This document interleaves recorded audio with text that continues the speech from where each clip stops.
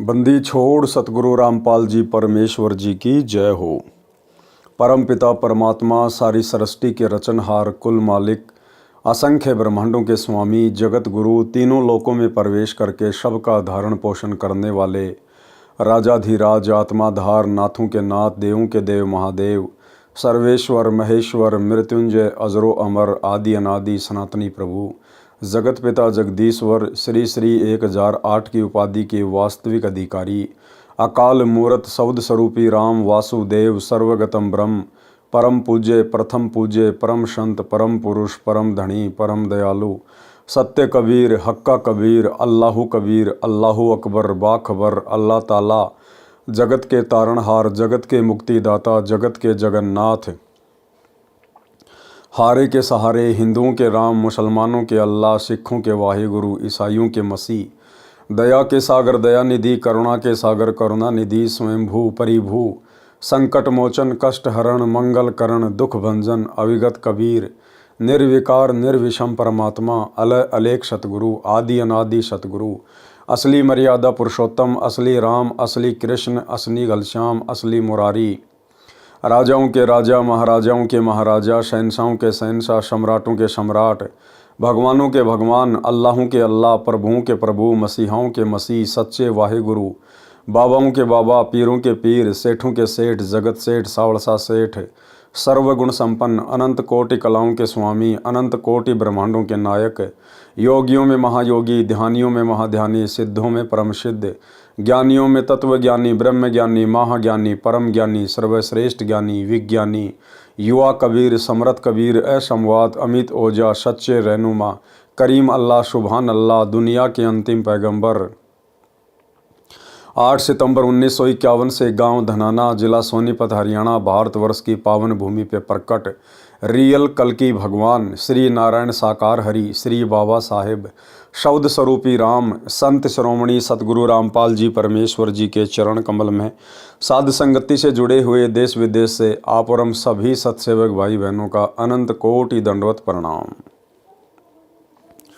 सत्साई भाई और बहनों, दया पूज्य गुरुदेव भगवान की सतगुरु रामपाल जी परमेश्वर जी की जिनके विशेष आशीर्वाद से शुभ आशीर्वाद से आप और हम सभी सत्सेवक आत्माएं साध संगति से जुड़कर अपनी आत्मा के कल्याण हेतु गुरुदेव भगवान के तत्व ज्ञान को आधार बनाकर अपने मोक्ष के लिए अपनी आत्मा के कल्याण के लिए निरंतर आगे की ओर बढ़ रही हैं। भाई और बहनों, पवित्र ग्रंथ मुक्ति बोध के ऊपर वीडियो बनाने की श्रृंखला जारी है। इसी श्रृंखला में आज हमारा ये 16वें नंबर का वीडियो है। प्रत्येक वीडियो में गुरुदेव भगवान के आशीर्वाद से हमें अध्यात्म से संबंधित कुछ न कुछ नया और विशेष अवश्य देखने सुनने और जानने को मिलता है। आज गुरुदेव भगवान के आशीर्वाद से हम पारक के अंग की शुरुआत करेंगे। पेज नंबर 134 पवित्र ग्रंथ मुक्ति बोध पारख के अंग का सरलार्थ। पारख गुरुदेव भगवान ने बताया कि पारख का मतलब होता है परमेश्वर के विषय में परख करना, जानकारी करना, ज्ञान होना, उसको कहते हैं पारख या परख। सारांश, पारख का अर्थ परख यानी जांच पहचान। परमात्मा का पारख यानी पहचान इस पारख के अंग में है। इस पारख के अंग में परमात्मा कबीर जी की समर्थता बताई है। परमात्मा की परख उसकी शक्ति समर्थता से होती है। भाई दिखने में तो परमात्मा भी जब पृथ्वी पर प्रकट होते हैं तो एक आम मनुष्य की भांति दिखाई देते हैं, लेकिन परमेश्वर की परख होती है उसकी शक्ति से, उसकी समर्थता से। जैसे परमात्मा कबीर जी के विषय में इस अंग में लिखा है कि कबीर परमात्मा प्रत्येक युग में सशरीर आते हैं। कबीर परमात्मा कौन? कबीर परमात्मा सतगुरु रामपाल जी भगवान प्रत्येक युग में सशरीर आते हैं। ये माँ से जन्म नहीं लेते। ना सतगुरु जननी जने जाके माना बाप पिंड ब्रह्मंड से रहित ना वा तीनों ताप। और हम गुरुदेव भगवान का एक शब्द पढ़ते हैं, गुरु विहीन नहीं भाता रे हरि को गुरु विहीन नहीं भाता। इसके लास्ट में परमात्मा कहते हैं कि ना जन्मे ना मरे वो दाता सो सतगुरु कहलाता, गुरु को हरि विहीन नहीं भाता। तो जो सतगुरु होता है वो स्वयं कबीर भगवान ही होता है। और वो ना किसी माँ से जन्म लेता है, और जो माँ से जन्म नहीं लेता फिर वो आम लोगों की तरह मरता भी नहीं है। कभी बालक रूप धारण करके अपना ज्ञान समझाते हैं, कभी किसी साधु संत जिंदा बाबा का वेश बनाकर अच्छी आत्माओं को तत्व ज्ञान समझाते हैं। उनको मिलते हैं, संत धर्मदास जी को मिले, और आज आप और हम सभी लाखों भगत भाई बहनों को मिले। आज हमें प्राप्त हैं, क्योंकि परमेश्वर अपनी अच्छी आत्माओं को, हीरे मोतीलाल को चुन चुन के इस कलयुग की पिछली पीढ़ी में लेके आए हैं। और आज परमेश्वर हमें मिले, हमें प्राप्त हुए सतगुरु रूप में, और अपना अनमोल तत्व ज्ञान समझा रहे हैं। उनको तत्व ज्ञान समझाया। वे श्री राम तथा श्री कृष्ण यानी विष्णु जी से ऊपर कोई प्रभु नहीं मानते थे। कौन? धर्मदास जी। उनको तत्व ज्ञान समझाया, सतलोक में अपना वास्तविक स्थान व सिंहासन दिखाया। तब धन्य धर्मदास जी को पारख हुआ, यानी पहचान हुई कि पूर्ण परमात्मा कबीर बंदी छोड़ जी हैं। और वर्तमान में भी गुरुदेव भगवान ने ना जाने कितनी आत्माओं को अपनी पारख करवाई, अपनी पहचान करवाई। और अनेकों भाई बहनों के आप जी इंटरव्यू देखेंगे, गुरुदेव भगवान वैसे ही जैसे 650 वर्ष पहले धर्मदास जी को सतलोक लेकर गए थे, उन्हें वहाँ का नज़ारा दिखाया, सिंहासन पर स्वयं को बैठा हुआ दिखाया। और धर्मदास जी ने फिर ढोल के डंके पर बताया कि जो मुझे जिंदा बाबा मिला था गुरु रूप में, वो स्वयं ही कबीर भगवान है। एक रूप में सतलोक में बैठा है, दूसरे रूप में अपने तेज पुंज के शरीर को हल्का करके यहाँ प्रकट है। ऐसे ही भाई और बहनों, जब वर्तमान में आप भाई बहनों के इंटरव्यू सुनेंगे तो आपको पता चलेगा कि आज भी गुरुदेव भगवान ने अपनी परख करवाने के लिए, अपनी पहचान करवाने के लिए कि गुरु और परमात्मा में कोई भिन्नता नहीं होती है, गुरु और परमात्मा एक ही होते हैं। और वर्तमान में जो हमें सतगुरु रूप में प्राप्त हैं वे स्वयं ही कबीर भगवान है। अनेक भाई बहनों के इंटरव्यू आपके सामने हैं, थोड़ी सी नज़र डाल लीजिए कि सतलोक के सिंहासन पर कौन बैठा हुआ है। देखिए, उतार है। एक दिन मैंने खुद को ही प्रश्न पूछा, तो चलो एक बार टेस्ट करके देखते हैं कि सच में संत रामपाल जी कबीर साहब के अवतार है क्या। तो सितंबर 20, 2020 में संत रामपाल जी महाराज मेरे सामने प्रकट हुए रात को 3:30 बजे, और मेरा हाथ पकड़ के मुझे बोला, बेटा तू चल मेरे साथ। तो सतलोक लेके गए, और सतलोक में उन्होंने दिखाया कि देख ले, मैं सिंहासन पे बैठा हुआ वो मैं ही हूँ, और जो मैं धरती पर हूँ वो भी मैं ही हूँ। तो तेरी शंका अब दूर हो गई है, तू मुझे पहचान ले बेटा, ये भक्ति मत छोड़। और ये मैं साक्षात परमात्मा ने दर्शन दे के मुझे बताया कि मैं खुद ही कबीर आया हूँ। रामपाल जी महाराज जी ने मुझे कबीर साहिब जी के सिंहासन के पास ले गए, और वहां पर बंदीछोड़ गुरु रामपाल जी महाराज जी कबीर साहिब के सिंहासन के साइड में खड़े हो गए, और मैं उनके सामने कबीर साहिब के सामने खड़ी थी। तो क्या हुआ, देखते ही देखते क्या हुआ कि बंदीछोड़ सदगुरु रामपाल जी महाराज कबीर साहिब के शरीर में समा गए, और फिर अकेले कबीर परमात्मा रह गए। फिर कबीर परमात्मा का शरीर बंदीछोड़ सदगुरु रामपाल जी महाराज जी के रूप में चेंज हो गया। फिर बंदीछोड़ सदगुरु रामपाल जी महाराज जी कबीर साहिब के रूप में चेंज हो गए। फिर तब मुझे वहां पर समझ आया कि जो बंदीछोड़ सदगुरु रामपाल जी महाराज जी हमारे बीच यहाँ धरती पर रह रहे हैं, यही खुद कबीर परमात्मा है, और यही भगवान है जिसे मैं बचपन से तलाश रही। सतलोक में अपना वास्तविक स्थान व सिंहासन दिखाया। तब धनी धर्मदास जी को पारख हुआ कि पूर्ण परमात्मा कबीर बंदी छोड़ जी हैं। और आज वर्तमान में हमें पारख हुआ, हमें पहचान हुई कि वर्तमान कलयुग की पिछली पीढ़ी में पूर्ण परमात्मा स्वयं सतगुरु रामपाल जी भगवान ही हैं। सह शरीर प्रकट होने के विषय में संत गरीबदास जी ने यथार्थ वर्णन किया है, जो कबीर सागर से भी मेल करता है कि परमात्मा कबीर जी चारों युगों में सह शरीर भिन्न भिन्न नामों से प्रकट होते हैं और अपनी जानकारी स्वयं ही देते हैं। चारों युगों में परमात्मा कबीर जी सह शरीर प्रकट होते हैं और भिन्न भिन्न उनके नाम होते हैं, और स्वयं की जानकारी वो परमात्मा स्वयं ही प्रकट होके देते हैं भिन्न भिन्न नामों से। ये ज़रूरी नहीं है कि कबीर परमात्मा यदि कबीर दास नाम से आएंगे तो ही वो परमात्मा माने जाएंगे, नहीं। सतयुग में परमात्मा सतसुकृत नाम से आए तो क्या वो कबीर जी नहीं थे। त्रेता में कबीर परमात्मा मुनिंदर ऋषि के नाम से आए तो क्या परमात्मा नहीं थे। द्वापर युग में कबीर परमात्मा करुणा में ऋषि नाम से आए, तो क्या परमात्मा नहीं थे? थे। 650 साल पहले अपने वास्तविक कबीर नाम से आए। 350 वर्ष पहले गरीबदास जी के नाम से आए, और वर्तमान में वही कबीर परमात्मा सतगुरु रामपाल जी के रूप में धरती पर प्रकट है। ये स्वयं ही परमेश्वर है। सतयुग में सतसुकृत नाम रहता है, त्रेता में मुनिंदर, द्वापर में करुणामय कहलाते हैं, कलयुग में कबीर नाम धराते हैं, और अब कलयुग की बिचली पीढ़ी में संत रामपाल दास नाम धराते हैं। संत रामपाल दास। भाई और बहनों, एक शब्द के माध्यम से आप जी को पता चलेगा कि वर्तमान कलयुग की बिचली पीढ़ी में उस कबीर परमेश्वर ने अपना नाम संत रामपाल ही रखवाना था। एक शब्द है, मन मांझा बुढ़ापा आवेगा, मन मांझा बुढ़ापा आवेगा, बिना भजन तेरी होवे दुर्गति, तू पढ़या पढ़या पछतावेगा। इस शब्द के लास्ट में कबीर परमेश्वर जी ने क्या कहा, क्या समझाया? क्योंकि 650 साल पहले ये शब्द कबीर परमात्मा जी ने अपने भक्तों को सुनाया। और क्या कहा फिर परमात्मा ने उस शब्द के लास्ट में? भाई जल्दी ले ले नाम गुरु का, तुझे मनुष्य जन्म मिल जावेगा। जल्दी ले ले नाम गुरु का, तुझे मनुष्य जन्म मिल जावेगा। 650 साल पहले परमात्मा कहा करते थे हम 64 लाख को कि भाई मेरे से फटाफट नाम दीक्षा ले लो और इन मंत्रों का जाप करो, ताकि तुम्हें बारंबार मनुष्य जन्म प्राप्त हो और तुम कलयुग की बिचली पीढ़ी तक पहुंच जाओ, मोक्ष के प्राइम टाइम तक। भाई जल्दी ले ले नाम गुरु का, तुझे मनुष्य जन्म मिल जाएगा। क्योंकि 650 साल पहले कबीर परमेश्वर गुरु रूप में आए हुए थे। और फिर क्या कहा? रामपाल तेरा सतगुरु आके, तन फिर भक्ति दर डावेगा, मन मान जा बुढ़ापा आवेगा, मन मान जा बुढ़ापा आवेगा।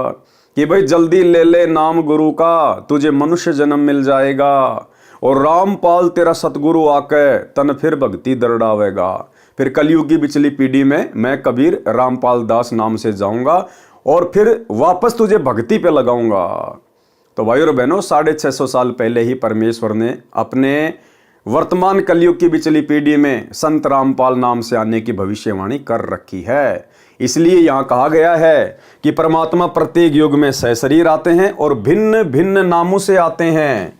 चारों युगों में सहशरीर भिन्न भिन्न नामों से प्रकट होकर अपनी जानकारी स्वयं ही देते हैं, क्योंकि ये भगवान अपनी जानकारी स्वयं ही दे सकता है। सतलोक के विषय में अन्य किसी को यहाँ जानकारी नहीं है। तो इससे स्वयं सिद्ध हो जाता है कि हमारे पूज्य गुरुदेव स्वयं ही कबीर परमेश्वर जी हैं। सतयुग में सतसुकृत नाम रहता है, त्रेता में मुनिंदर, द्वापर में करुणामय कहलाते हैं, कलयुग में कबीर नाम धराते हैं, और कलयुग की वर्तमान बिचली पीढ़ी में संत रामपाल नाम रखवाते हैं। कलयुग में सन 1398 विक्रमी संवत 1455 में ज्येष्ठ महीने की पूर्णमासी को सुबह ब्रह्म मुहूर्त, सूर्योदय से लगभग 1.5 घंटा पहले के समय को ब्रह्म मुहूर्त कहते हैं। उसमें नवजात शिशु का रूप धारण करके काशी नगर के बाहर लहर तारा नामक तालाब में कमल के फूल पर सतलोक से आकर विराजमान हुए। इस घटना के प्रत्यक्ष दृष्टा ऋषि अष्टानंद जी थे, जो स्वामी रामानंद जी के शिष्य थे। प्रतिदिन उस लहर तारा सरोवर पर स्नान ध्यान करने जाया करते थे। नीरू नामक जुलाहा भी प्रतिदिन अपनी पत्नी नीमा के साथ उसी लहर तारा तालाब पर स्नान करने जाया करता था। आयु लगभग 60 वर्ष हो चुकी थी, संतान नहीं थी। उनको कबीर परमात्मा कमल के फूल पर मिले, अपने घर ले गए। परमात्मा ने कबीर नाम रखवाया, सुन्नत नहीं करवाया। 5 वर्ष की आयु में महर्षि रामानंद को आध्यात्मिक ज्ञान में हराया, सतलोक दिखाया। स्वामी रामानंद जी श्री विष्णु शतगुण के उपासक थे, कर्मकांड करते थे, मानसिक पूजा शालग्राम श्री विष्णु जी की काल्पनिक मूर्ति की करते थे, एकादशी का व्रत रखते थे, गीता पुराण वेदों का पाठ तथा प्रचार किया करते थे, बाल ब्रह्मचारी थे। आयु 104 वर्ष हो चुकी थी। जब कबीर परमात्मा की लीला में आयु 5 वर्ष की थी, हठ योग करके समाधि लगाते थे, त्रिवेणी से आगे नहीं जा पा रहे थे, तब परमात्मा कबीर जी उनकी आत्मा का ब्रह्मरंध्र खोलकर ब्रह्मलोक में ले गए, फिर शतलोक में अपने निज अमर स्थान पर ले गए। तब रामानंद जी को पारख हुआ, यानी पहचान हुई कि विष्णु तो परमात्मा कबीर जी के सामने कोई मायने नहीं रखते। कबीर जी समर्थ परमेश्वर है। परमात्मा कबीर जी की आंखों देखी महिमा कही, जो इस पारक के अंग में पढ़ने को मिलेगी। सिकंदर लोदी राजा का ऐसादे रोग केवल आशीर्वाद से समाप्त किया, और आज वर्तमान में भाई और बहनों ना जाने कितनी हजारों लाखों आत्माओं का असाध्य रोग, जिनकी आयु वास्तव में शेष नहीं थी, इस कबीर परमेश्वर ने वेदों में लिखे अपने गुणों के आधार से उन आत्माओं की आयु वृद्धि की है। यानी आज सतगुरु रामपाल जी परमेश्वर जी ने लाखों भाई बहनों की आयु बढ़ाई हुई है, जिनके भाग्य में आगे आयु शेष नहीं थी। एक छोटा सा आपको इंटरव्यू सुनाऊंगा। वैसे तो हजारों लाखों इंटरव्यू हैं, गिनती नहीं है। इस परमेश्वर की महिमा चाहे दिन रात करते रहो, अंत नहीं है। लेकिन आप लोगों के विश्वास को दृढ़ करने के लिए पूज्य गुरुदेव जी के मुख कमल से एक बहन के द्वारा लिखा गया लेटर आपको पूज्य गुरुदेव जी के मुख कमल से सुनाते हैं। और सबसे बड़ी बात, अंत में पूज्य गुरुदेव जी उस बहन के शब्दों को अपने मुख कमल से उच्चारित कर रहे हैं। क्या कह रही हो बहन? कि सतगुरु रामपाल जी को कोई आम व्यक्ति ना समझे, ये स्वयं परमात्मा आए हुए हैं। और इस बात को, इस लेटर को गुरुदेव अपने मुख कमल से पढ़ रहे हैं। अगर ये परमेश्वर ना होते तो भाई और बहनों परमात्मा उसी समय बोल देते कि बच्चों मैं परमात्मा नहीं हूँ, मैं भगवान नहीं हूँ, मैं कबीर जी नहीं हूँ। कबीर जी तो 650 साल पहले आए थे, लेकिन परमेश्वर बड़ी शालीनता से उसको पढ़कर आगे बढ़ गए। यानी जो अच्छी आत्मा होगी, जो मोक्ष की अधिकारी आत्मा होगी, वो इस संकेत को समझ जाएगी कि गुरुदेव भगवान ने अपने मुख से उस बहन के इस लेटर को पढ़कर हमें क्या संकेत करना चाहा है। सुनिए। संत रामपाल जी महाराज को कोई इंसान ना समझना, ये पूर्ण परमात्मा बैठे। संत रामपाल जी महाराज को कोई इंसान ना समझना, ये पूर्ण परमात्मा बैठे। तो भाई और बहनों, ये तो केवल आपने एक इंटरव्यू सुना है, ऐसे ऐसे लाखों इंटरव्यू हैं जो परमेश्वर सतगुरु रामपाल जी भगवान की महिमा से भरे पड़े हैं। सिकंदर लोदी राजा का ऐसादे रोग केवल आशीर्वाद से समाप्त किया। सिकंदर राजा ने स्वामी रामानंद जी का सिर तलवार से काट दिया था। स्वामी जी की मृत्यु हो गई थी। कबीर जी ने उसके सामने स्वामी रामानंद जी को जीवित कर दिया, और यहां परमेश्वर ने मरने ही नहीं दिया। एक छोटा सा इंटरव्यू मध्य प्रदेश के भिंड जिले का, किस प्रकार से एक उपदेशी भाई ने दूसरे उपदेशी भाई के ऊपर बंदूक से गोली चलाई, और कैसे उसी समय पूर्ण ब्रह्म परमेश्वर शब्द स्वरूपी राम सतगुरु रामपाल जी परमेश्वर सामने प्रकट हो जाते हैं और उस गोली को अपने हाथ में पकड़ लेते हैं, अपने हाथ में। देखिए इंटरव्यू। अब आपको एक अनमोल कहानी सुनाता हूँ, बिल्कुल सच्ची। एक मध्य प्रदेश में भिंड जिला है, भिंड जिला है, वहाँ से कई भक्तों ने उपदेश प्राप्त कर रखा। भिंड जिले में कोई गांव है आसपास, वो जहाँ पर आए हुए हैं। वो कहाँ है, एक बार खड़े हो बच्चे। ये दोनों भाई हैं, इनकी कथा सुनाता हूं। तुम आगे आ जाओ बेटा, यहां आ जाओ मेरे पास एक बार। पढ़ के मैं सुनाता हूं। सामने ये खड़े, इनके पिताजी भी आए हुए हैं, इनके पिताजी भी आए हुए हैं क्या यहां पर? उनको भी बुला लो आगे को।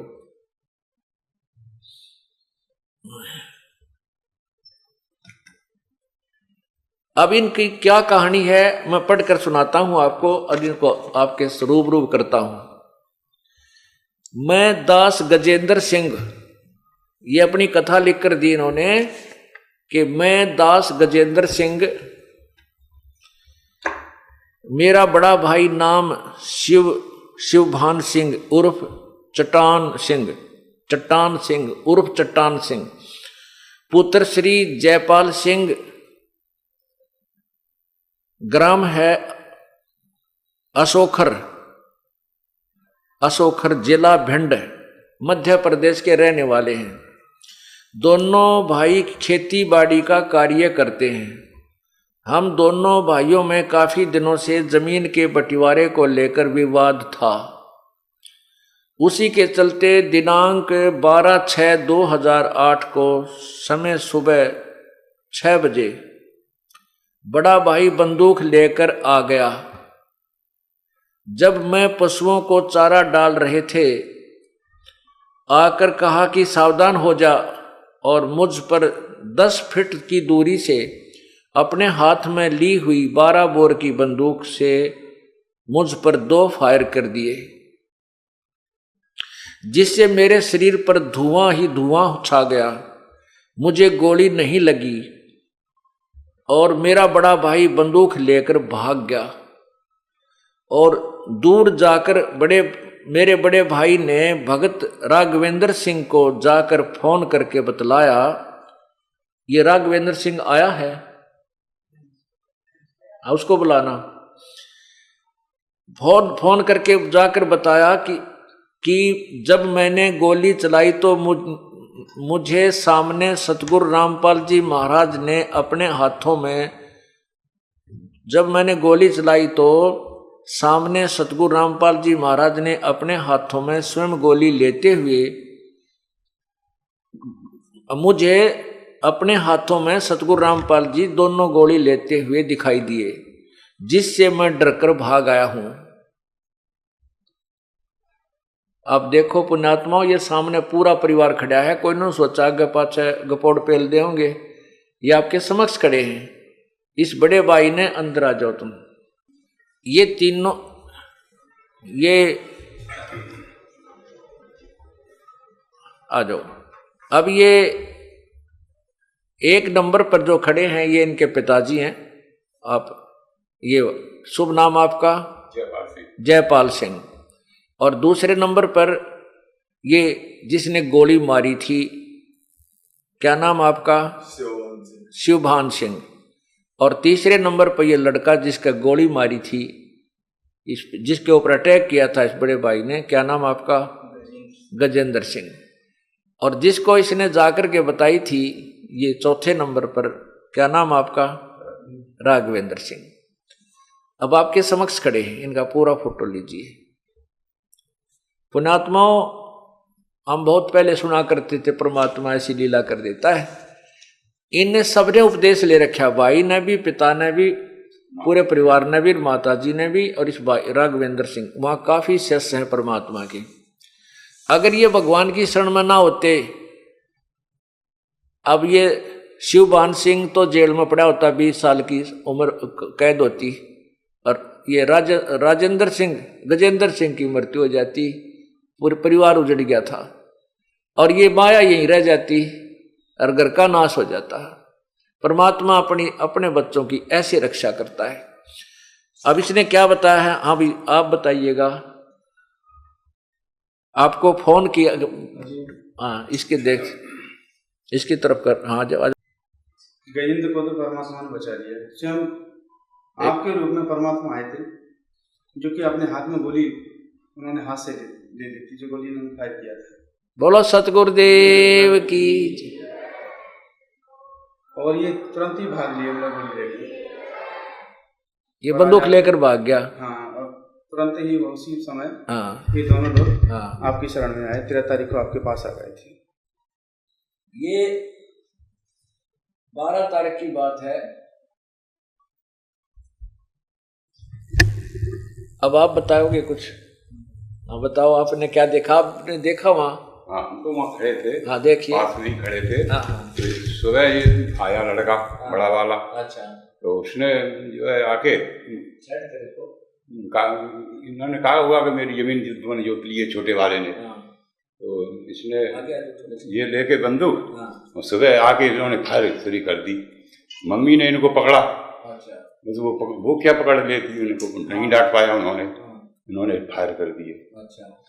और फायर करके ये भागे आया। 2 फायर करे। उसमें कैसा लगा? उसमें वो एकदम पूरे में शरीर में धुआं सा निकला। हाँ, धुआं सा निकला, और गोली का पता नहीं कहाँ, गोली का पता नहीं। और भाई गजेंद्र सिंह, आप आइए। आपको कैसा महसूस हुआ जब उसने गोली चलाई? हमें कुछ भी पता नहीं चला, मालिक ने एकदम सावधान कर दिया था जैसे। हमें कुछ भी नहीं मालूम कि मेरे साथ क्या हो रहा है। जब भाई भाग गया उस टाइम पे मेरे को पता चला। फिर मेरी भक्तमती, मेरे पास भी बंदूक थी, भक्तमती बंदूक लेके आई कि आप भी इस पे वार करो। मैंने मना कर दिया, नहीं मेरे गुरुदेव ने मुझे बचा लिया है, मैं उसे नहीं मारूं। बोलो सतगुरुदेव की जय। ये क्या लिखा इसने, अब मैं इसको पढ़कर भी सुनाता हूं आपको। तो कहते राघवेंद्र सिंह जी के पास जाकर इसने फोन करके बताया कि जब मैंने गोली चलाई तो मुझे सामने सतगुरु रामपाल जी महाराज अपने हाथों में गोली लेते हुए दिखाई दिए, जिससे मैं डरकर भाग आया हूं। और मुझे डर है कि मेरे भाई, छोटे भाई के पास 315 बोर की बंदूक है और अब वो मुझे जान से मारेगा। अब मुझे उससे बचाओ। उसको तो गुरुदेव ने बचा लिया है। ओए होए। हम दोनों भाई 5 मई 2008 को प्रथम नाम लेकर गए थे। ये दास जब आया 30 अप्रैल को, तो ये 5 मई को नाम लेकर गए थे दोनों भाई।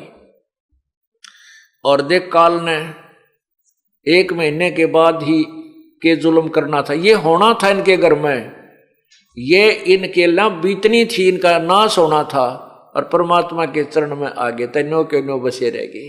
संत शरण में, सतगुरु शरण में आने से आई टले बला, जय मस्तक में सूड़ी हो वा कांटे में टल जा। अब इनकी मौत होनी थी, विनाश होना था इस परिवार का, और परमात्मा ने अपने बालक न्यो के नो राख लिए, जैसे टटीरी के अंडे रखे थे महाभारत के युद्ध में। बोलो सतगुरुदेव। अब यह क्या कहते हैं कि हम दोनों भाई 5 मई 2008 को प्रथम नाम लेकर गए थे। इस पर मैंने गजेंद्र दास ने कहा कि जब गुरुदेव ने मुझे बचा लिया है तो मैं उसको नहीं मारूंगा। इस घटना के बाद हम दोनों भाई गुरुदेव के पास आश्रम में बरवाड़ा पहुंचे और आप बीती बताई। गुरुदेव का बहुत बहुत धन्यवाद किया कि आपने बहुत बड़ी दुर्घटना से हमें बचा लिया। आपके सदा आभारी एवं ऋणी रहेंगे। आपकी आज्ञा में रहकर भक्ति करेंगे। मैं आसपास कभी, हम आपस में कभी झगड़ा नहीं करेंगे। बोलो सतगुरुदेव की। अब देखो अब इन्होंने, मैंने कहा बेटा एक थोड़ी सी जमीन का झगड़ा तुम्हारा, तुम मर जाते, तेरी यूं मर जाता, तेरी कैद हो जाती, जमीन का क्या करते तुम, दे दे अपने भाई को वापस। इसने उसी समय कह दिया गुरुदेव आज से दे दी, मैं इस जमीन को नहीं रखूंगा। बोलो सतगुरुदेव की। और भाई नो कहते हैं जो गुरु वचन पर डट गए कट गए फन 84 के, भाई जो गुरु वचन पर डट गए कट गए फन 84 के। बोलो सतगुरुदेव की जय। तो भाइयों और बहनों, आप और हमें पूर्ण विश्वास हो जाना चाहिए कि धरती पर वर्तमान में परमात्मा सतगुरु रामपाल जी के रूप में सशरीर प्रकट है और सतगुरु जो चाहे सो कर ही। स्वामी जी की मृत्यु हो गई थी, कबीर जी ने उसके सामने स्वामी रामानंद जी को जीवित कर दिया। एक मृत बालक कमाल को सिकंदर लोदी दिल्ली के सम्राट के सामने जीवित कर दिया। एक कमाली नाम की मृत लड़की शेख तकी की बेटी को कब्र से निकलवाकर लाखों व्यक्तियों तथा सिकंदर लोदी राजा के सामने जीवित कर दिया। अनेकों अनहोनी की जो केवल समर्थ परमात्मा ही कर सकता है, जिनसे पारख होता है यानी पहचान होती है कि कबीर जुलाहा पूर्ण परमेश्वर हैं, जो वर्तमान में सतगुरु रामपाल जी के रूप में धरती पे प्रकट हैं, जो इस पारक के अंग में विस्तार पूर्वक बताया गया है। वाणी नंबर 1 से 12।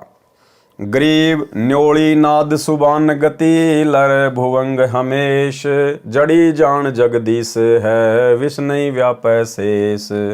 भावार्थ, परम आदरणीय संत गरीबदास जी भक्तों को बता रहे हैं कि जिसको सार नाम मिल गया है और मर्यादा में रहकर साधना कर रहा है, उस भगत को नेवला न्योल बताया है और काल ब्रह्म को शेषनाग जो भयंकर विष युक्त प्राणी है।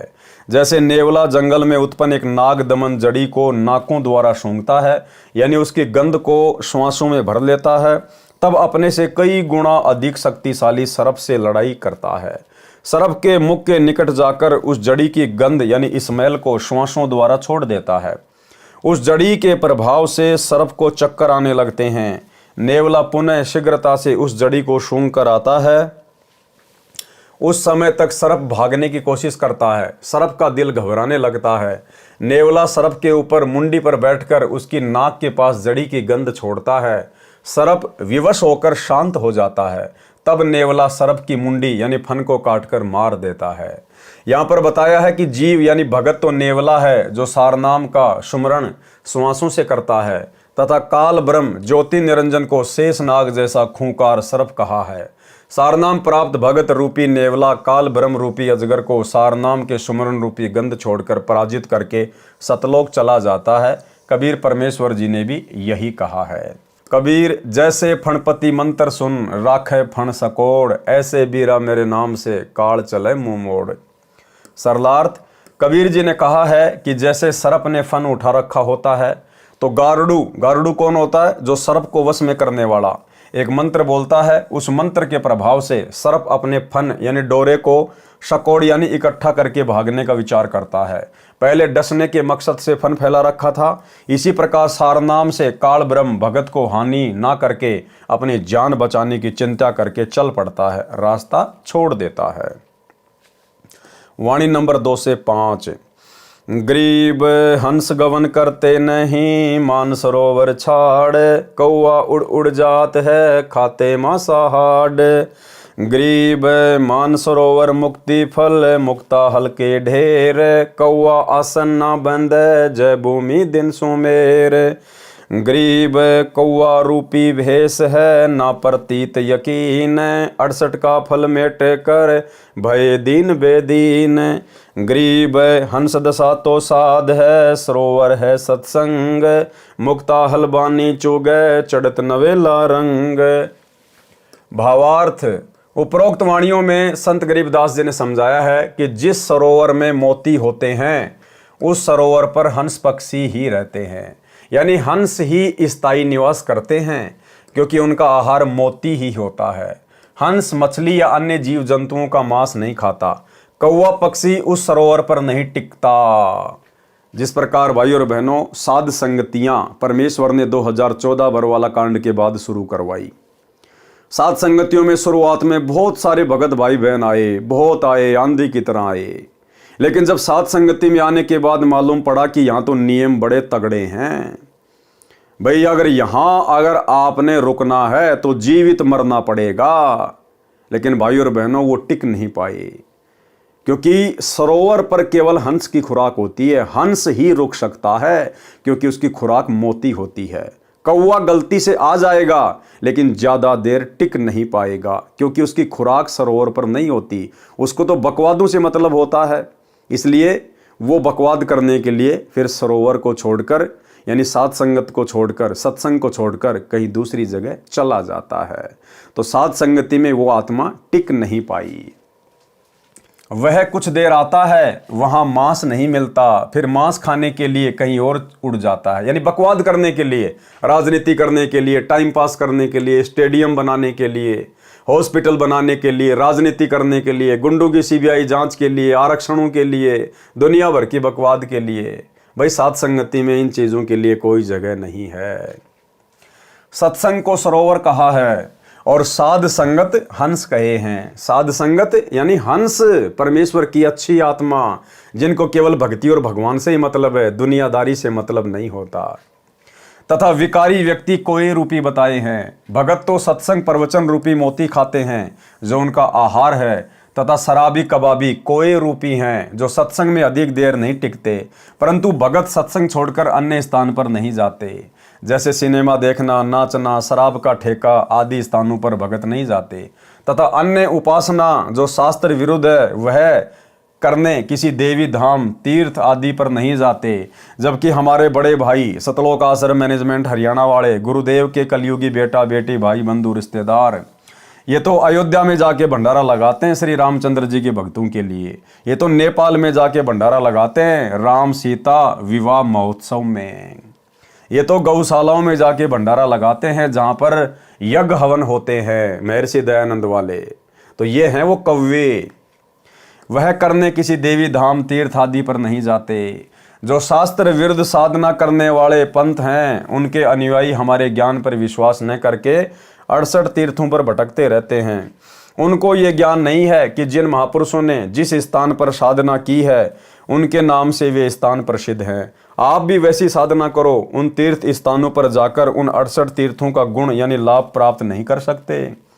उनका लाभ तो उसी प्रकार डटकर साधना करने से मिलेगा जिसको तीर्थ भ्रमण करने वाले मिटा रहे हैं यानी खो रहे हैं। वाणी नंबर 7, 9, 12। गरीब दरस परस नहीं अंतरा, रूमी वस्त्र बीच, पारस लोहा एक डिग पलटे नहीं अभीच। गरीब चार मुक्ति बैकुंठ बट सप्तपुरी सैलान, आगे धाम कबीर का हंस न पावे जान। गरीब पल से ती पल ना मिले, बोल लगे नहीं बोही, बिच तकिया महबूब का परमेश्वर की सोही। भावार्थ, पुराने समय में रोम देश का बना बहुत पतला वस्त्र आता था जिसे सेठ लोग पहनते थे। बताया है कि पारस पत्थर को लोहे से छू दिया जाए तो वह सोना बन जाता है। यदि पारस पत्थर और लोहा साथ साथ रखे हैं और उनके बीच में रूमी वस्त्र की मोटाई जितना भी फासला डिस्टेंस रह जाए तो चाहे लाख वर्ष रखे रहो, सोना नहीं बनेगा। इसी प्रकार संत के पास कपट रखने वाला व्यक्ति भगत बना दिखाई देता है, परंतु उस पर संत के पारस रूपी सत्संग वचनों का प्रभाव नहीं पड़ता।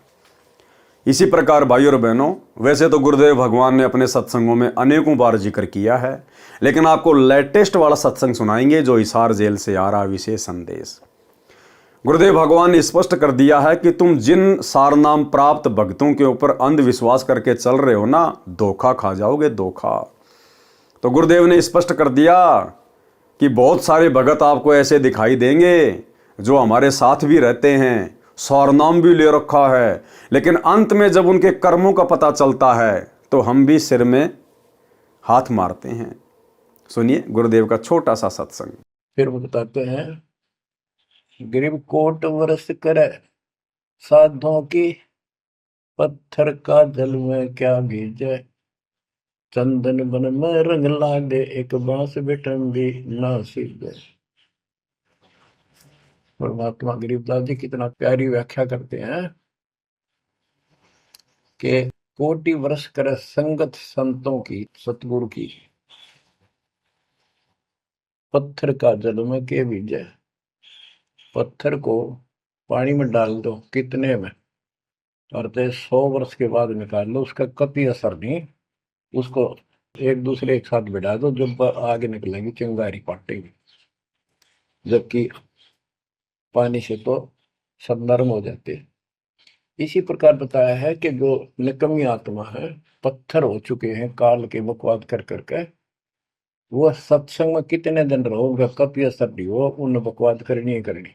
अब जैसे कई भक्त हैं, लिखे ऐसे हैं जैसे बहुत बड़े भगत है, बहुत निकट रहते हैं हमारे, और अंत में उनके कर्म इसे गद्दे पावे, हम सोच भी नहीं सकते। तो ये गलतियां हैं, इनको सुधारना पड़ेगा अपने। भाई और बात तेरे काम न आवे, संतों शरण लाग रे। मुके सोवग पलत में बंदे, जाग जाग नर जाग रे, जाग जाग नर जाग। तो भाई और बहनों, आपको समझ में आ जाना चाहिए, खाली सार नाम लेने से, सार शब्द लेने से या 24 घंटे गुरुदेव भगवान के साथ में रहने से कोई भगत नहीं बनता, किसी में भक्ति प्रवेश नहीं करती है। परमात्मा कहते हैं बिन गुरु मिले मोहे न पाए। गुरु से मिलने का मतलब क्या होता है? अब हमें तो ऐसा लगता है कि वो भगत तो 24 घंटे गुरु जी के साथ में रहता है, गुरु जी से मिला हुआ है। नहीं, गुरुजी से मिलने का मतलब है गुरुजी की शिक्षाओं पे अमल करना। गुरुजी से मिलने का मतलब है गुरुजी के दिल में सच्ची भक्ति करके मर्यादा निभा के जगह बनाना। वो आत्मा गुरु से मिली हुई होती है। बाकी 24 घंटे साथ रहने वाला, दिन में 50 बार दंडवत करने वाला और शिक्षा गुरुजी की मानता नहीं है, मन में दोष है, छल है, कपट है, तो भाई वो चाहे कितना ही गुरुजी के चरणों में वो पड़ा रहे, वो गुरुजी से मिला हुआ नहीं है। तो हम भगत भाई बहनों ने इस भक्ति मार्ग पर केवल 2 ही चीज़ों को देखकर आगे बढ़ना है। पहला, अपना गुरु जो भक्ति का मूल है, भक्ति की रीढ़ है। दूसरा, गुरु का ज्ञान जो कभी भी हमें भटकने नहीं देगा, जो हमेशा हमारा सत मार्गदर्शन करेगा। तीसरा, यदि आप किसी भगत की बातों को फॉलो करते हैं तो उन बातों को फॉलो करने से पहले आप उस भगत की बातों को अपने गुरुदेव के ज्ञान से मेल कर लेना। अगर उसकी बातें, उसके विचार आपके गुरुदेव के अनुसार हैं, गुरुदेव के सत्संगों के अनुसार हैं, तो आप जी उस भगत को फॉलो कर सकते हैं, उसकी बातों का अनुसरण कर सकते हैं। अन्यथा ये धोखा यहाँ पर मत खाना। 7 नगरियां जो श्री ब्रह्मा, विष्णु, शिव जी तथा दुर्गा, ध्रुव, प्रहलाद आदि के लोक हैं, इनमें तो 4 मुक्ति वाले निवास करते हैं, फिर जन्म मरण में आते हैं। इनसे कबीर जी का स्थान दोनों शैलियों के मध्य में यानी त्रिकुटी में है। वहाँ से आगे सतलोक जाते हैं। सत्य साधना न होने के कारण कोई भी साधक सतलोक नहीं जा पाता, कालजाल में ही रह जाता है। त्रिकुटी स्थान पर कबीर जी का तकिया यानी सिंहासन है। गरीबदास जी ने परमात्मा की सौगंध खाकर बताया है कि मैं सत्य कह रहा हूँ। नोट, कुछ अज्ञानी व्यक्ति स्वयंभू बनकर बैठे हैं। वे वाणी नंबर 12 का अर्थ गलत करते हैं। कहते हैं कि इस वाणी में कहा है कि आँखों की पलकों को इतना बंद करो कि वे आपस में मिले नहीं, यानी आँखों को थोड़ा खोलकर सामने एकटक देखो, कुछ दिखाई देगा। वह परमात्मा है। कुछ एक को अपनी आंखों के सामने वाली काली काली टिक्की या स्प्रिंग सा दिखाई देता है, उसी को परमात्मा का स्वरूप बताया जाता है। ये परमेश्वर उनकी बात कर रहे हैं जो उपदेशी नहीं है और दूसरे पंथों से जुड़े हुए हैं। उनके गुरु उनको भ्रमित कर देते इस प्रकार की बातें कह के। उसी को परमात्मा का स्वरूप बताया जाता है। कुछ एक को कुछ नहीं दिखता, वे शर्म के मारे कह देते हैं हाँ कुछ दिखा, परंतु बाद में स्पष्ट बताते हैं कि कुछ नहीं दिखा।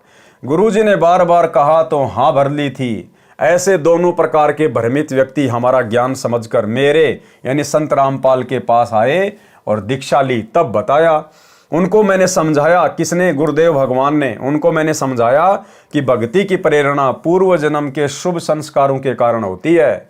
उनमें पूर्व जन्म में की गई भक्ति की शक्ति यानी भक्ति की कमाई शेष रहती है। विशेष ध्यान देने से आंखों के सामने काली टिकारी बिंदु रूप में या बाढ़ जैसे स्प्रिंग के छल्ले रूप में दिखाई देते हैं।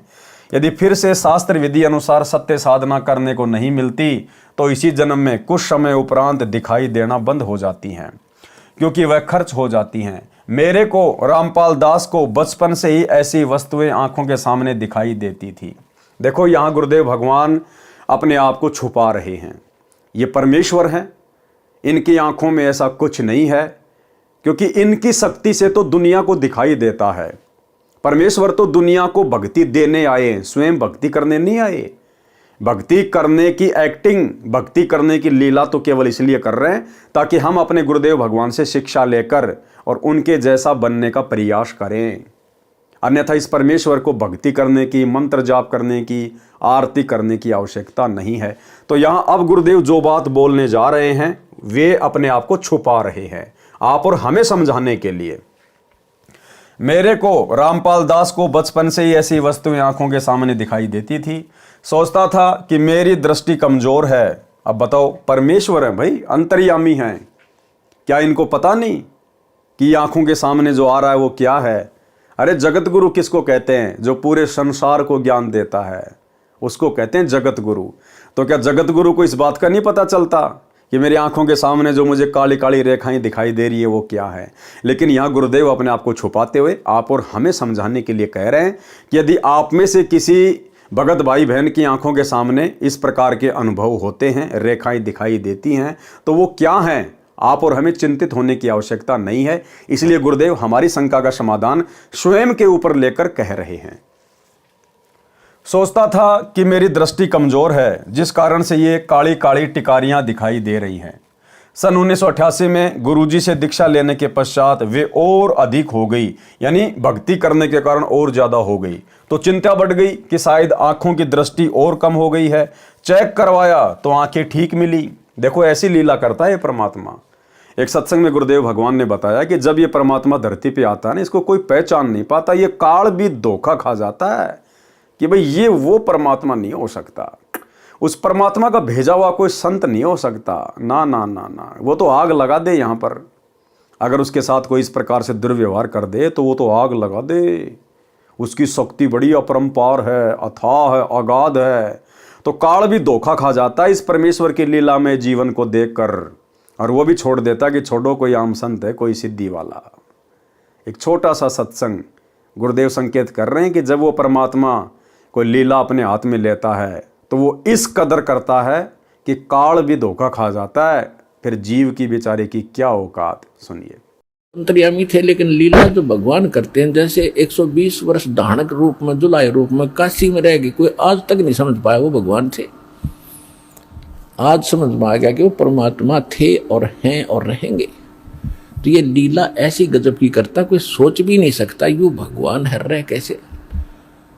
अंधे की लीला करे थे, अंधे वाली करी पूरी। इस काल को भी धोखा देता है, यही वेद में लिखा है। और यही नानक साहब कहते, ए ठगवाड़ा ठगी देश खरा सियाणा बोलता बार, ये धारण के रूप रहा करता। और खुद कहते भगवान सोचल सीधर मैं करूं अपने जन के काज। चेक करवाया तो आंखें ठीक मिली। एक दिन गुरुजी को बताया तो उन्होंने कहा कि ये तेरी भक्ति का धन है जो बढ़ने लगा है। पहले ये पूर्व जन्म की बची भक्ति दिखाई देती थी, ये धीरे धीरे समाप्त हो जाती, उसके पश्चात शांति हुई तथा अब अत्यधिक बढ़ गई है, ढेर लगा है। वाणी नंबर 6। गरीब नर नाड़ी को पकड़ी है, कर से गह कुचेत, निशा नफस में होत है, तब हंसा दरस श्वेत। सरलार्थ, जैसे नाड़िया वैद्य हाथ की नाड़ी को हाथ से सावधानी से पकड़ता है, उसकी गति से रोग को जान लेता है, इसी प्रकार सत्य साधना सावधानी से सुरती नृत्य यानी ध्यान लगाकर की जाती है, तब साधक सफ़ेद रंग का दिखाई देता है। यानी शतलोक में जीवात्मा सफ़ेद नूरी शरीर धारण करती है। निशा यानी चिन्ह, नफस यानी साधना करने से मोक्ष के लक्षण दिखाई देते हैं। वाणी नंबर 10-11। गरीब कली बिस कोयला कर्म है, चिनगी अग्नि पतंग, अजामेल सदना तीरे, जरबर गए कुशंग। गरीब मोनी रह मगना लह, मार्ग बंकी बाट, शून्य शिखर गढ़ सूरंग है, करी सतगुरु से साठ। सरलार्थ, कल बिस यानी पाप कर्म तो कोयले के समान है। सतनाम की अग्नि की चिंगारी का जलता हुआ लकड़ी का कोयले का टुकड़ा यदि उड़कर किसी सूखे घास या कोयले के ढेर में गिर जाता है, उसे जलाकर राख कर देता है। ऐसे सत्य साधना का पतंगा पापों को जलाकर राख कर देता है। इसी तरह पापी अजामेल तथा सदना कसाई तर गए थे, भवसागर से पार हो गए थे, उनके पाप जल गए, उनका कुशंग यानी बुरी संगत छूट गई थी। वाणी नंबर 13 से 33। गरीब बोहों ऊपर भंवर हैं, भोरो ऊपर हंस, एक जाति जिहान की वही कन्हैया कंस। गरीब तुम्बा जल में बह चल्या, बाहर भीतर नीर, पानी से पाला भया, एक सिंध है नीर। गरीब तंतुम्बा शून्य सिंध है, बाहर भीतर शून्य, ज्ञान ध्यान की गम कर लगे धुनी में धुन। गरीब श्रवण चिस्मे नाक मुख, तालु परी त्रिवेणी, सुरती सैंस मुख गंग है, मध्य महोदय एन। गरीब श्रवण चिस्मे नाक मुख, तालु नहीं तालाब, मन मोद दी है नहीं, अलख अलय दरियाव। गरीब जैसे तार तंबूर का घोर करे घर माही, ऐसे घट में नाद हैं बोलत पावे नाही। गरीब पिंड पड़े पक्षी उड़या, मनसुआ सती भाए, तन तिरगुण तीनों तजे कहो कहाँ रहे समाए।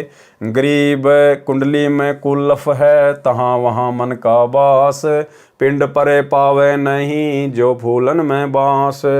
गरीब नाभि नाद गुंजार है, हृदय कमल में बास, कंठ कमल वाणी कहे त्रिकुटी कमल प्रकाश।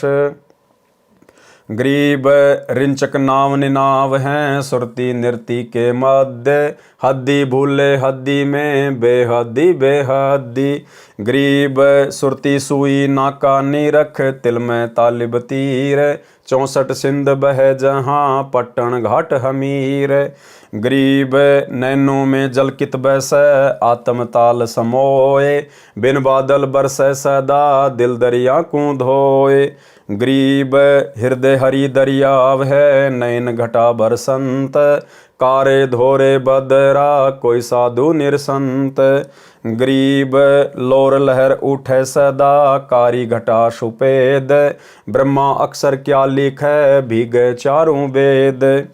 गरीब कर कमल कागज नहीं, नहीं स्याही नहीं दवात, बांझ पालना भूली बुद्धि पंडित खाली हाथ। गरीब काया काशी मन मगर, दोहों के मध्य कबीर, काशी तज मगर गया पाया नहीं शरीर।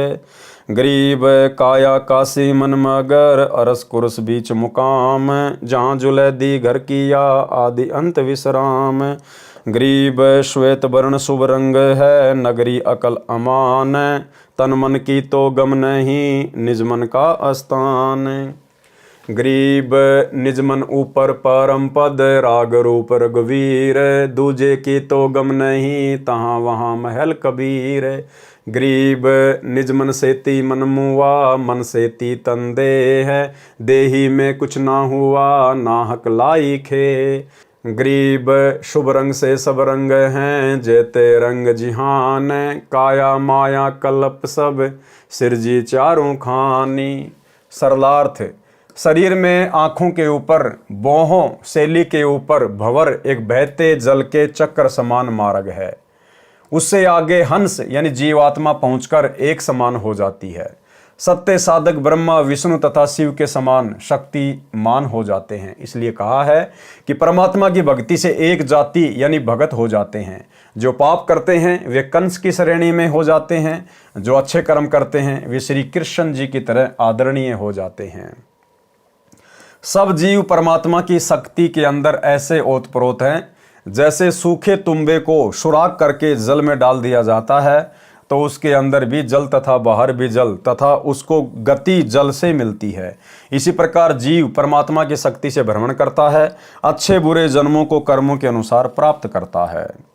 श्रीमद् भगवद गीता अध्याय 18 श्लोक 61 में कहा है कि ईश्वर है सर्वभूतानाम हृदय से अर्जुन तिष्ठति ब्राह्मेम सर्वभूतानि यंत्राणि माया।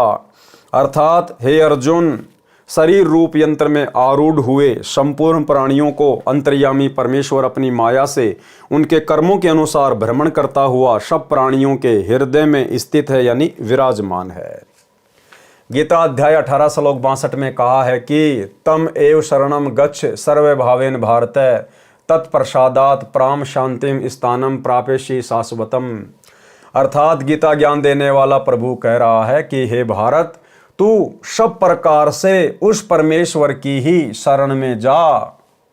उस परमात्मा की कृपा प्रसाद से ही तू परम शांति को तथा शाश्वत सनातन यानी अमर स्थान धाम यानी सतलोक को प्राप्त होगा। वाणी नंबर 14 में फिर कहा है कि अन्य उदाहरण ये समझे जैसे जल से सर्दी के मौसम में ओस जम जाती है, धूप लगने से फिर जल बन जाता है, दोनों में जल ही है। इसी प्रकार परमात्मा की शक्ति अच्छे बुरे प्राणियों तथा पदार्थों में विद्यमान है। तन यानी शरीर को तुम्बा जानो, शून्य यानी खाली स्थान में परमात्मा की निराकार शक्ति जानो। वह शक्ति जीव के अंदर भी है बाहर भी है, उसी से जीव गतिमान रहता है। सत्य साधना तथा तत्व ज्ञान का मनन करें तो परमात्मा के प्रति गहरी लगन लगेगी। शरीर के अंदर की जानकारी बताई, बाहर का भी ज्ञान करवाया। नाक, मुख, श्रवण यानी कान आदि तो स्पष्ट दिखाई देते हैं। जो मुख के अंदर तालुआ यानी तालु लटकता है, इसके ठीक ऊपर त्रिवेणी है। सुरती यानी ध्यान, सैंस मुख गंग यानी हजारों धारा वाली गंगा के समान पवित्र व लाभदायक है। सुरती से परमात्मा का मार्ग देखा जाता है। तत्व ज्ञान से नृति निरीक्षण करती है। उसे महोदधि यानी समुद्र जानो। नाम को नौका, उसमें बैठकर जीव पार हो जाता है। जैसे तंबूर यानी एक तारे का तार आवाज करता है, ऐसे परमात्मा की अनहद ध्वनि शरीर में 10वें द्वार पर सुनाई देती है, जो बोलते रहने से सुनी नहीं जा सकती, ध्यान लगाने से, साधना करने से सुनी जाती है। यानी आप और हम भगत भाई बहनों ने तो केवल सहज तरीके से सहज भक्ति करनी है। गुरुदेव ने हमें जो मंत्र दे दिए, जो आरती दे दी, सत्संग सुनने को दे दिए, मर्यादा निभाने को दे दी, बस हमने अपना काम धंधा करते हुए और सुरती नृत्य मन और पवन से इस प्रकार समय मिले बैठकर हमने सुमरण करना है। खाते पीते उठते बैठते भी करना है। यानी हमने विशेष तौर तरीके नहीं अपनाने। ये सारी बातें तो आदरणीय गरीबदास जी को इसलिए लिखनी पड़ी ताकि आगे चलकर कोई भक्तों को भ्रमित ना कर दे कि भाई गरीबदास जी को क्या पता था, कबीर जी क्या जानते थे शरीर की व्यवस्था के बारे में, पिंड के बारे में, ब्रह्मांड के बारे में, योगियों के योग के बारे में। इसलिए उनको लिखना पड़ा कि आगे चलकर कलयुग की पिछली पीढ़ी में कोई भक्तों को भ्रमित ना कर दे कि गरीबदास जी क्या जानते थे और क्या नहीं जानते थे। शरीर का समय समाप्त होने पर जीवात्मा पक्षी की तरह उड़ जाता है। मन रूपी तोता शरीर से निकलकर चला जाता है। फिर कहाँ जाता है? भगत सतलोक चला जाता है। पामर प्राणी यानी दुष्ट प्राणी नरक चला जाता है। फिर कर्मों के अनुसार भ्रमता भटकता है। कुंडली में कुलफ यानी ताला लगा है, उसमें मन निवास करता है। शरीर नष्ट होने पर यह दिखाई नहीं देता, जैसे फूलों में गंध दिखाई नहीं देती। नाभि कमल में नाद यानी शब्द की गुंजार होती है। जीव का हृदय कमल में निवास है। कंठ कमल से वाणी बोली जाती है। त्रिकुटी कमल में परमात्मा सतगुरु रूप में विद्यमान रहता है, वहाँ का विशेष प्रकाश है। सत्य नाम वास्तविक शक्ति देने वाला विशेष नाम है, जिसका रिंचक यानी थोड़ा सा सुमरण भी अत्यधिक लाभ देता है। परंतु नाम का जाप सुरती नृत्य यानी पूर्ण ध्यान के साथ करना चाहिए। क्या करें परमात्मा? परंतु नाम का जाप सुरती नृत्य यानी पूर्ण ध्यान के साथ करना चाहिए। और बारंबार आप सभी भाई बहनों को सत्संगतियों में यही संदेश दिए जाते हैं कि अब हम भगत भाई बहनों ने जो हम पहले खाते पीते उठते बैठते नहाते धोते चलते फिरते काम करते करते सुमरण किया करते थे, वो भी करना है। लेकिन अब हमने परमेश्वर के आशीर्वाद से जब हमें ये गूढ़ जानकारियां प्राप्त हो रही हैं, अब हमने सुरती नृत्य मन और पवन के साथ में यानी ध्यान लगाकर कुछ समय एकांत में बैठकर दुनिया के शोर शराबे से दूर, दुनिया के झंझट से दूर कुछ समय हमने परमेश्वर के नाम के ऊपर ध्यान लगाना चाहिए। यानी हम क्या सुमरण कर रहे हैं, क्या शब्द ले रहे हैं, क्या शब्द छोड़ रहे हैं। हमने दुनियादारी से हटकर, सारी चिंताओं से हटकर परमेश्वर के नाम पर ध्यान लगाना चाहिए। शुरुआत करेंगे 5 मिनट से, फिर धीरे धीरे 10 मिनट होगा, आधा घंटा होगा, 1 घंटा भी होगा। फिर तो ऐसा आनंद आएगा जिस दिन आप जी सुरती नृत्य मन और पवन के साथ एकांत में बैठकर जाप नहीं करेंगे, उस दिन आपको ऐसा लगेगा जैसे आज घर में कोई मर गया है, जैसे आज मेरा कोई चोर कुछ चुरा के ले गया है। मन आपका बेचैन रहेगा, आत्मा आपकी बेचैन सी रहेगी जब तक हम शांति से सुरती नृत्य से सुमरण नहीं कर लेंगे। हद्दी यानी काल लोक की सीमा में रहने वाले हद में भूले हैं। बेहद्दी जो अपने को काल की हद से परे मानते हैं, वे भी भूल में हैं, वे ब्रह्म लोक तक जा सकते हैं। सुरती से ब्रह्मरंध्र रूपी सुई का नाका जानकर उसके अंदर से धागा रूपी मन डालकर ध्यान लगाएं। यानी भक्ति को हम ध्यान से करें, सुरती नृत्य लगा कर करें।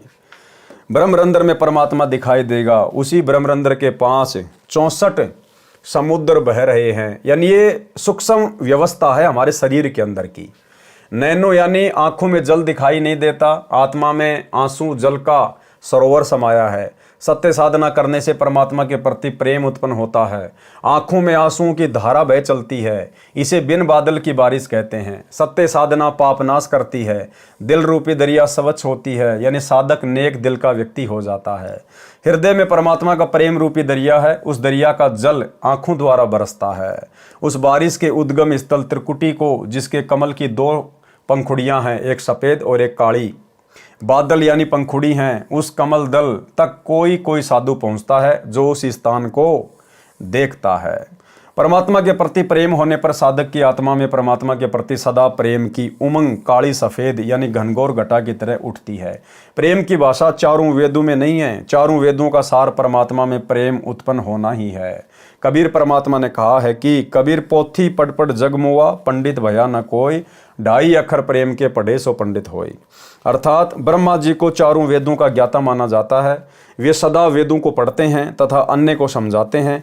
उन चारों वेदों के पढ़ने से विद्वान नहीं बनता, क्योंकि वेद या अन्य शास्त्र पढ़ने का उद्देश्य परमात्मा प्राप्ति है। परमात्मा उसी को मिलता है जिसमें परमात्मा के प्रति प्रेम उमड़े, आंखों से आंसू चलने लगें। शास्त्रों को पढ़ने का उद्देश्य है कि पंडित यानी विद्वान बने। धार्मिक विद्वान का उद्देश्य है परमात्मा प्राप्ति, परंतु परमात्मा मिलेगा सूक्ष्म वेद में बताई सत्य साधना से, जो आज आप और हमें गुरुदेव भगवान के द्वारा प्राप्त है। जो सतगुरु से दीक्षा लेकर करनी होती है, वह साधना चारों वेदों या अन्य शास्त्रों में नहीं है। इसलिए जिस भगत आत्मा में परमात्मा का प्रेम जागा वह पंडित है, वह सत्य साधना कर रहा है। पंडित जन तो चारों वेदों को पढ़ते हैं, कागज पर लिखते हैं या ताड़ के वृक्ष के पत्तों पर लिखते हैं।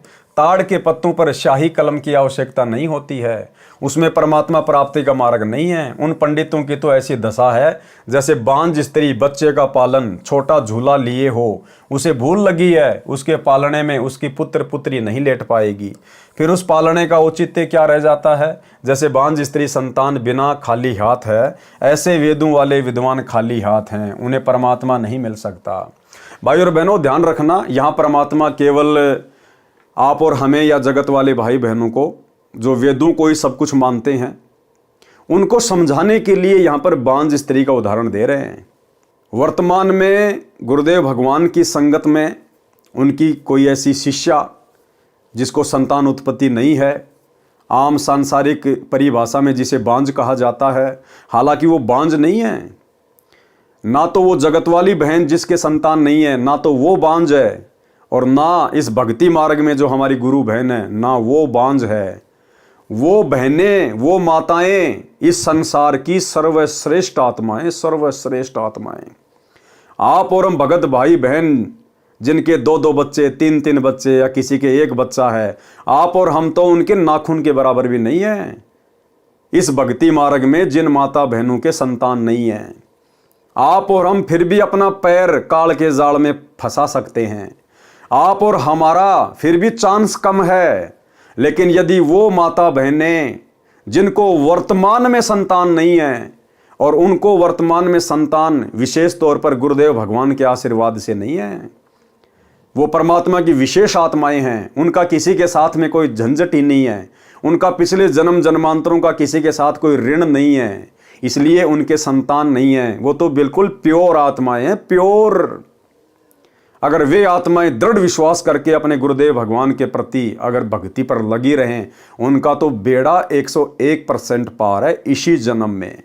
तो आप और हमसे भी ज़्यादा उत्तम और श्रेष्ठ आत्माएं हैं जिनकी वर्तमान में कोई संतान नहीं है। वो चाहे जगत वाली माता बहन हो या चाहे भक्ति मार्ग में हो, वो तो बहुत ही श्रेष्ठ और परमात्मा की विशेष प्यारी आत्माएं हैं।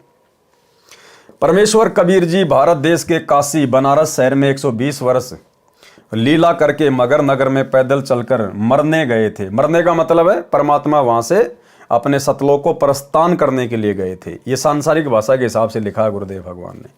काशी नगर के पंडितों ने भ्रम फैला रखा था, जो काशी शहर की सीमा में मरता है वह सीधा स्वर्ग में जाता है, जो मगर नगर में मरता है वह गधे का जीवन पाता है तथा नरक में जाता है। परमेश्वर कबीर जी कहा करते थे कि सत्य साधना शास्त्रों के अनुसार करने से तथा पाप त्याग कर धर्म कर्म करने से परमात्मा मिलता है। शास्त्र विधि अनुसार साधना करने वाला चाहे काशी मरो चाहे मगर मरो, वह अपनी साधना अनुसार ऊपर के लोकों में स्वर्ग सुख प्राप्त करेगा, तथा इसके विपरीत साधना करने वाला वह पाप करने वाला सीधा नरक जाएगा या गधा बनेगा, चाहे मगर मरे चाहे काशी। अपने वचनों को सत्य प्रमाणित करने के लिए कबीर परमात्मा जी ने पंडितों तथा काजियों मुल्लाओं से कहा कि मैं मगर स्थान पर मरूंगा, यानी शरीर छोड़ूंगा और स्वर्ग महास्वर्ग ब्रह्मलोक से भी उत्तम स्वर्ग सत्य लोक में जाऊंगा। आप पंडित जन अपना अपना पतड़ा पोथी ज्योतिष वाले साथ ले चलना तथा देखना कि कबीर कहाँ गया है। कबीर परमेश्वर जी काशी को त्याग कर मगर गए। वहां एक चद्दर नीचे बिछाई, उसके ऊपर श्रद्धा से श्रद्धालुओं ने कुछ फूल बिछाए। उन चद्दर पर बिछे फूलों के ऊपर परमात्मा कबीर जी लेट गए। ऊपर एक चद्दर ओढ़ ली। कुछ समय पश्चात आकाशवाणी हुई कि पर्दा उठाकर देखो, उसमें मुर्दा नहीं है। देखो मैं कबीर सशरीर सतलोक जा रहा हूं। पंडित जन पतरा पढ़ रहे थे और ज्योतिष लगा रहे थे, कह रहे थे कि इस घड़ी मुहूर्त में मरने वाला नरक जाता है, उसकी गुदा द्वार से प्राण निकलता है। चद्दर उठाकर देखो, ऊपर कबीर नहीं गया है, कोई यमदूत छल कर रहा है। चद्दर उठाकर देखा तो वहां परमात्मा कबीर जी का शरीर नहीं था। पंडितों को फिर भी विश्वास नहीं हो रहा था। काशी को काया जानो मगर जानो मन, परमात्मा कबीर जी का तो सब स्थानों पर अधिकार है। उनका वास्तविक निवास स्थान है जहां पर जुलैदी कबीर जुलाहे का आदि तथा अंत यानी सदा का ठिकाना है, यानी सृष्टि रचने से पहले भी वही ऊपर के स्थान में थे। उस स्थान का अंत है ही नहीं, यानी सतलोक का। वह सत्यलोक नगरी सफेद रंग की शुभ नगरी है। वह स्थान अविनाशी तथा शांत है। तन मन वहां नहीं जा सकते। निजमन यानी परमात्मा कबीर जी का स्थान है। निजमन यानी परमात्मा कबीर जी अन्य रूप में साधु या जुलाहा रूप में तो निजमन कहे गए हैं तथा अपने वास्तविक सत्य पुरुष रूप में परम पद में रहते हैं। गीता अध्याय 15 श्लोक 4 में इसी परम पद का उल्लेख है। सतगुरु राग रूप रघुवीर है, यानी साधक का इच्छित परमात्मा है। वहां अन्य कोई नहीं जा सकता। उस स्थान पर परमात्मा कबीर जी का महल यानी सिंहासन है। निजमन यानी सत्य पुरुष से मन यानी काल निरंजन की उत्पत्ति हुई। मन के द्वारा किए कर्मों के परिणाम स्वरूप जीव को स्थूल शरीर यानी देह मिली। यदि मानव शरीर से सत्य साधना नहीं हुई तो स्थूल शरीर रूपी राख किस लिए लगा रखी है, यानी नाहक व्यर्थ में लगाई, मानव जन्म नष्ट कर दिया। शुभ कर्म करने से सर्व भक्ति कर्म भी होते हैं। मोक्ष के लिए मानव शरीर यानी काया तथा माया यानी धन संपत्ति, पृथ्वी आदि आदि तथा 4 खाने के प्राणी जो 84 लाख प्रकार के प्राणियों के शरीर कर्मों के अनुसार प्राप्त करते हैं उत्पन्न किए। विशेष पारक के अंग का सरलार्थ किया जा रहा है। उद्देश्य संत गरीबदास जी द्वारा दिए सत्य अद्वितीय अध्यात्म ज्ञान को सरल करके परमेश्वर की प्रिय आत्माओं को समझाना है। पारक के अंग की वाणी नंबर 34, 36 व 50 में अब्राहिम अदम सुल्तान का आंशिक वर्णन है। कई अंगों में थोड़ा थोड़ा प्रकरण है। यहाँ पर सब अंगों से वाणी लेकर पूर्ण रूप से समझाया जाएगा। संबंध तथा नेकी व उनके पुत्र शिव की कथा पहले बताना अनिवार्य है। इसका संबंध अब्राहिम अदम सुल्तान से है। समन वाली आत्मा नौशेरवा शहर का राजा नौशेर खां हुआ। वही समन वाली आत्मा आगे चलकर अब्राहिम अदम सुल्तान बलक शहर का राजा हुआ। पहले समन सेव की कथा अचला के अंग से बताते हैं, सेव तथा शिव तथा सम्मन की कथा। तो आज के वीडियो में गुरुदेव भगवान के आशीर्वाद से केवल इतना ही। कल रात्रि फिर से सभी भाई बहन जुड़िएगा और मीराबाई की कथा को हम शुरू करेंगे। तो आज की वीडियो में केवल इतना ही। गुरुदेव भगवान हम सबको आज्ञा दें, इजाज़त दें, आशीर्वाद दें। बंदी छोड़ सतगुरु रामपाल जी भगवान की जय हो।